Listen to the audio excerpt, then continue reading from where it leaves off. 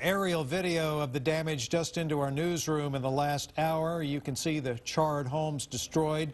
Others right next door still standing. Firefighters pumping water on the ashes to make sure the fires are not rekindled out there in the Oak Hill area. And right now, firefighters still putting out the hot spots, and as you can see, some heavy equipment now in some of the homes taking down those structures that were destroyed. Good afternoon, I'm Robert Hadlock. And I'm Leslie Rohde. We want to show you a map of Oak Hill. Now, you can see how big Sunday's fire actually was by looking at this. It burned about 100 acres yesterday afternoon, just west of the Y. This is the Y back out here, and here's ACC's Pinnacle campus. Those fast-moving flames destroyed 11 homes. Those are all the dots there in red. It damaged 10 others. Now, police do have one man in jail right now charged with arson. We have team coverage for you here on KXAN News at 5 o'clock. Aaron Cargyle got to tour the damage and joins us live with more. Aaron.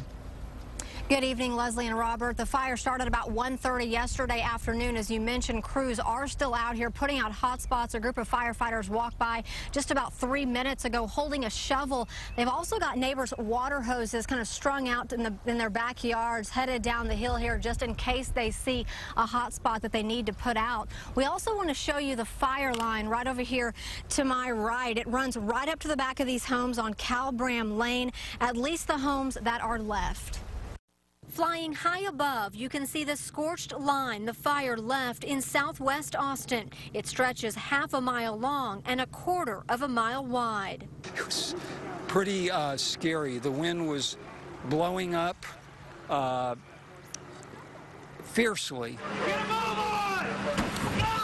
Firefighters say on Sunday the wildfire was moving as fast as the wind, between 20 and 30 miles per hour. Crews were able to stop the flames just short of Paul Robbins' home, who had already moved to safer ground. And I had time to save maybe one possession and had the clothes on my back.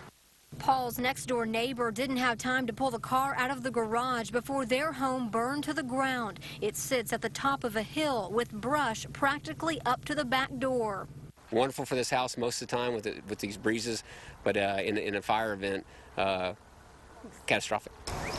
Down at the bottom of the hill next to this homeless camp is where arson investigators say the fire started. They blame this man. Sunday, Michael Weathers refused to leave the area. His eyebrows and facial hair were singed. Investigators say he'd been living in his car behind this gas station and told authorities he started a campfire to cook some eggs. And then he admits that it was very, very windy out when he started that campfire. He also says that he left the coals hot. He told us that when he left at 12 o'clock that day to go get beer, he left the coals hot. Monday afternoon, crews brought in a bulldozer to put out hot spots around this home that collapsed. Fire was still burning underneath. The good news, after all of this, no one was killed or even injured, and firefighters say they were able to save about 160 homes. Live in Oak Hill, Aaron Cargyle, KXAN Austin News. And we're learning more about the man accused of starting this fire. Police found Michael Bernard Weathers watching the wildfire around 1:30 Sunday afternoon, and he refused orders to leave the area. But then he confessed to starting a campfire early that morning and told police that around noontime he walked to the gas station to buy beer, leaving the campfire still hot. We looked into Weathers' background today. All we turned up were a few drunk driving charges. Homeowners are allowed to return home now. That started just a few hours ago. KXAN's Katina McHenry